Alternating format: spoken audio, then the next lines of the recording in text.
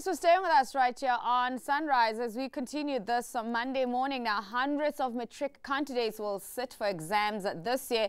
Umalusi has given the assurance that preparations for the matric exams have started, and it's pleased with the state of readiness. And to elaborate on this in the Gauteng Education Department spokesperson, Steve Mabona. And you at home can be part of our discussion by leaving your comments as well as your thoughts, of course, on our Facebook and Twitter pages. We're taking those this morning. Well, if you want to give us a call, you can also go ahead and do that on 011-447-1742 or 011-447-2570. Good morning to you, Mr. Mabona. How are you doing? Good morning, Penny. You guys have been the busiest department in recent weeks with all the happenings in the province. But we're talking about matric exam readiness. How far is that going? Actually, this morning we're speaking about something that we are very passionate about, something that we should be focusing on, actually. Look, exam readiness, I think we are very much ready. We did all that was supposed to be done by all of us, talking about different departments, different components of our stakeholders. We have made sure that security is tight. We are treating actually now these exam papers as money. The delivery thereof. I mean that we securing them. Security. Securing them. Okay. You know, utilizing all efforts of security, making sure that transportation thereof, it's well taken care of, the storage thereof, and we don't want any leak, because a leak of a paper will then be detriment to all actually the grade 12s in the country. As you will understand that you will not know who has probably might have accessed it. So we are very much ready. Stakeholders, I'm talking about your ESCOM, so that those that are writing your computer, oriented subjects, there's no probably there is electricity and we don't have those challenges. And the police, working very closely with the police, all those that are affected in our area. We have actually appointed invigilators, your chief invigilators, and more invigilators, so that there's no cheating. We are ready.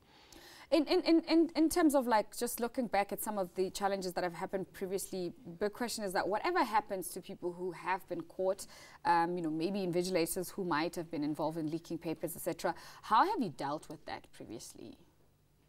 Look, we throw the book onto them. I mean, if you transgress, if you misconduct yourself, you will be punished, And the learners that are engaged in this, you'll know that probably, depending on the severity, they might be, banned for a year or 3 years without sitting for any examination in the country.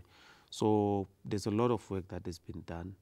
But safe to say, it's important for us to take precautions, make sure that we limit the number that can access those papers.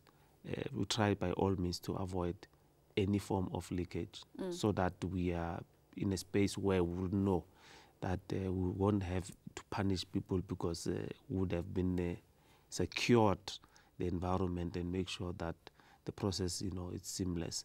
So we're actually ready. In terms of the numbers that we're looking at for students who are sitting in the province, do you guys have an idea of what you're dealing with?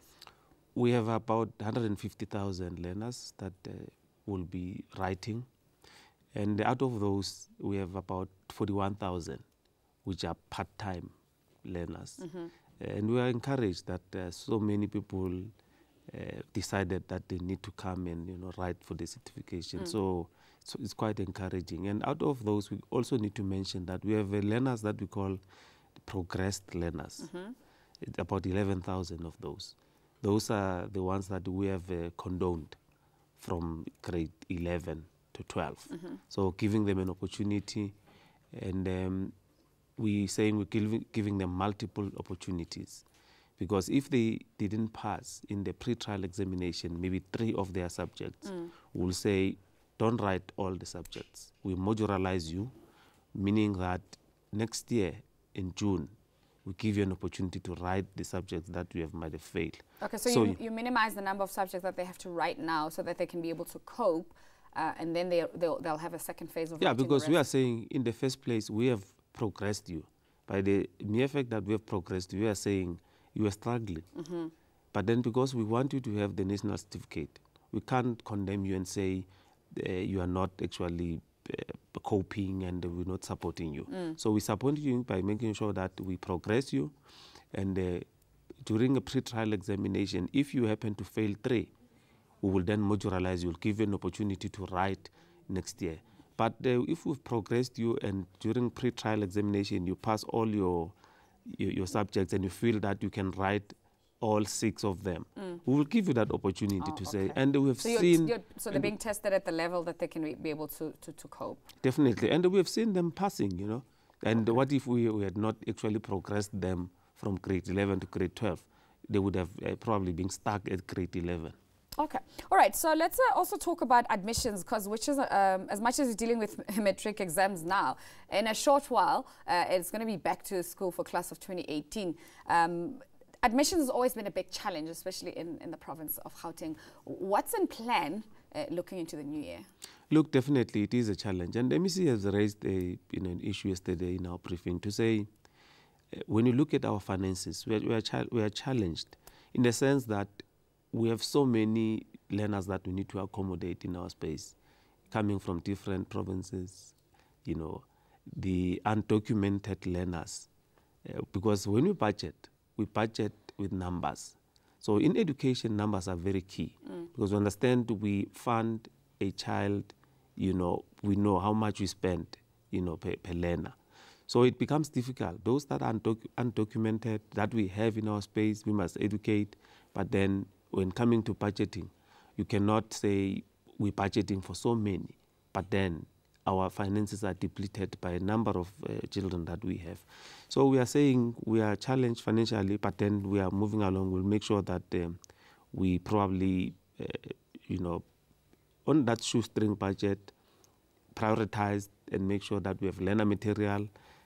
We have some space for learners to come. So we have about 285,000 applications currently.